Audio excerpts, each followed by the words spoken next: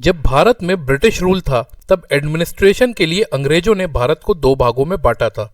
इसमें पहला था प्रिंसली स्टेट्स, जो कि किसी राजा या महाराजा के अंडर में होता था, पर इन राजाओं ने अंग्रेजी हुकूमत को स्वीकृति दे दी थी ताकि बदले में ये अपनी प्रजा पर शासन कर सके। और दूसरा था ब्रिटिश प्रोविंसेस, जिसका कि हेड एक गवर्नर होता था और ये provinces directly viceroy of India को रिपोर्ट करते थे। 20वीं सदी की शुरुआत से ही ब्रिटिशर्स द्वारा लाए गए कुछ एक्ट्स ने रिफॉर्म्स करके इन प्रोविजंस में डायरेक्ट इलेक्शन की व्यवस्था कर दी, जिसके द्वारा यहाँ के लेजिस्लेचर और गवर्नर चुने जाने लगे।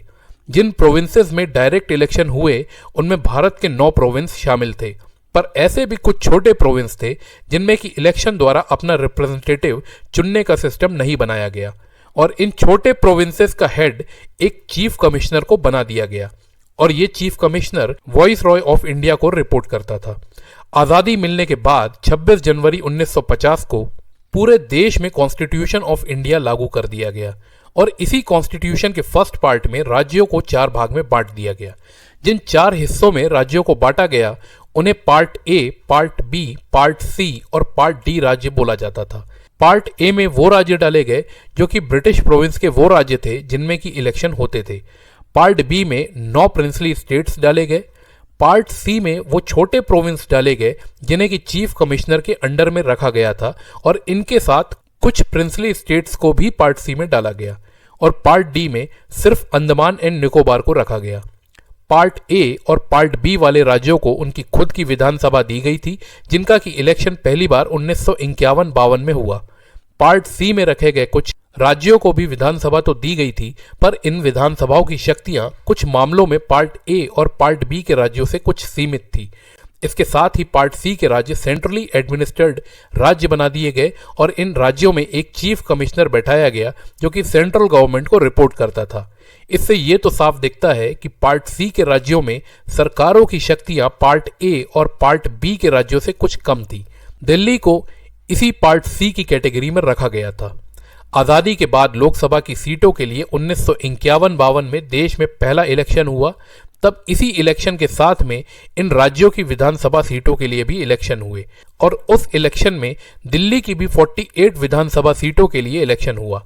इन 48 सीटों में से कांग्रेस ने कुल 39 सीटें जीती, और तब दिल्ली को उसका पहला मुख्यमंत्री मिला, और वो मुख्यमंत्री थे कांग्रेस पार्टी के 34 वर्षीय ब्रह्म प्रकाश यादव। पर जैसी नोकझोंक दिल्ली के चीफ मिनिस्टर और लेफ्टिनेंट गवर्नर के बीच हमें आज देखने को मिलती है, कुछ वैसी ही नोकझोंक उन दौरान दिल्ली के सीएम और चीफ कमिश्नर के बीच भी होती थी। उस समय दिल्ली के चीफ कमिश्नर थे आनंद दत्तात्रेय पंडित। ब्रह्म प्रकाश का कहना था कि आनंद दत्तात्रेय पंडित दिल्ली सरकार के हर मामले में इंटरफेयर करते हैं, और आखिरकार 1955 में ब्रह्म प्रकाश यादव ने दिल्ली के सीएम पद से इस्तीफा दे दिया, जिसके बाद गुरुमुख निहाल सिंह को दिल्ली का सीएम बना दिया गया। इस तरह गुरुमुख निहाल सिंह दिल्ली के दूसरे सीएम बने। गुरुमुख निहाल सिंह को 1957 तक दिल्ली का सीएम बने रहना था, पर 1956 में कुछ ऐसा हुआ जिसकी वजह से 1956 से 1993 तक 37 ईयर्स तक के लिए दिल्ली में कोई भी सीएम नहीं था। असल में बात कुछ ऐसी है, आज़ादी मिलने के बाद से देश के अलग अलग हिस्सों से भाषा के आधार पर राज्यों के बंटवारे की मांग हो रही थी।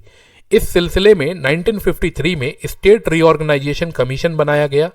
इस कमीशन ने 1956 में अपनी रिपोर्ट दी, जिससे कि पहले से मौजूद पार्ट ए, बी, सी और डी वाली कैटेगरी को खत्म करके एक नई व्यवस्था बनाई गई। इसके तहत देश में 14 राज्य और 6 यूनियन टेरिटरीज को बना दिया गया। दिल्ली इन 6 में से एक यूनियन टेरिटरी बनी, और इसके साथ ही दिल्ली से विधानसभा को हटा दिया गया, और दिल्ली को भी बाकी की यूनियन टेरिटरीज की तरह सेंट्रल गवर्नमेंट के कंट्रोल में ला दिया गया। इसी कारण से गुरुमुख निहाल सिंह ने 1 नवंबर 1956 को दिल्ली के मुख्यमंत्री के पद से अपना इस्तीफा दिया। इसके बाद 1966 में दिल्ली एडमिनिस्ट्रेशन एक्ट पास किया गया, जिसके की बाद दिल्ली से चीफ कमिश्नर की पोस्ट को हटा दिया गया और लेफ्टिनेंट गवर्नर की पोस्ट को बनाया गया। पर यूनियन टेरिटरी बनाए जाने के बाद हमेशा से दिल्ली को एक अलग राज्य बनाए जाने की मांग उठती रही। इन्हीं मांगों के चलते 1987 में केंद्र सरकार द्वारा बालाकृष्णन कमेटी बनाई गई, जिसे कि दिल्ली को राज्य का दर्जा दिया जाना चाहिए या नहीं दिया जाना चाहिए, इसकी रिपोर्ट तैयार करनी थी। दिसंबर 1989 में बालाकृष्णन कमेटी ने अपनी रिपोर्ट सबमिट किया। जिसमें लिखा था कि देश की राजधानी के रूप में दिल्ली पूरे देश की है और इसलिए इसे राज्य का दर्जा नहीं दिया जा सकता, पर दिल्ली के आम आदमी से जुड़े मुद्दों से निपटने के लिए कुछ उचित शक्तियों के साथ दिल्ली को एक विधानसभा दिया जाना चाहिए। इस कमेटी के रिकमेंडेशन के आधार पर 69th कॉन्स्टिट्यूशनल अमेंडमेंट एक्ट 1991 पास करके यूनियन टेरिटरी ऑफ दिल्ली का नाम बदलकर इसे national capital territory of Delhi कर दिया गया और दिल्ली को 70 सीटों के साथ एक विधानसभा भी दे दी गई। पर अभी भी दिल्ली को राज्य का दर्जा नहीं दिया गया। एक राज्य सरकार और दिल्ली की सरकार में अब बस ये अंतर रह गया था कि जहां कॉन्स्टिट्यूशन के 7th शेड्यूल में दी गई स्टेट लिस्ट के सारे सब्जेक्ट्स राज्य सरकार के अंडर में आते थे, वहीं दिल्ली सरकार को स्टेट लिस्ट के 3 सब्जेक्ट्स पुलिस, पब्लिक ऑर्डर और लैंड को छोड़कर सारे सब्जेक्ट्स दिए गए थे। अब एक बार फिर दिल्ली में विधानसभा इलेक्शंस के रास्ते खुल गए और तब नवंबर 1993 में 37 साल के बाद दिल्ली विधानसभा सीटों के लिए इलेक्शन हुए। इस इलेक्शन ने दिल्ली को उसका तीसरा मुख्यमंत्री दिया, जो कि भारतीय जनता पार्टी के मदन लाल खुराना थे। 1995 में खुराना का नाम हवाला स्कैंडल में आ गया, जिसकी वजह से उन्हें रिजाइन करना पड़ा और तब साहिब सिंह वर्मा दिल्ली के चौथे सीएम बने। पर मदन लाल खुराना से साहिब सिंह वर्मा की अनबन के चलते साहिब सिंह को दिल्ली के सीएम पद से हटाकर 1998 में सुषमा स्वराज को दिल्ली का 5वां सीएम बना दिया गया।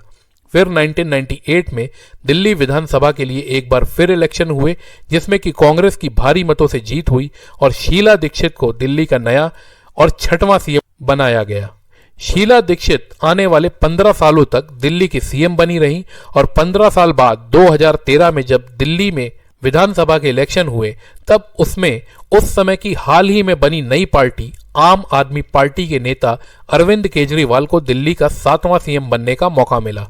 बाद में 21 मार्च 2024 को अरविंद केजरीवाल को दिल्ली के लिकर स्कैम में ईडी के नोटिस का जवाब बार बार ना देने के कारण अरेस्ट कर लिया जाता है।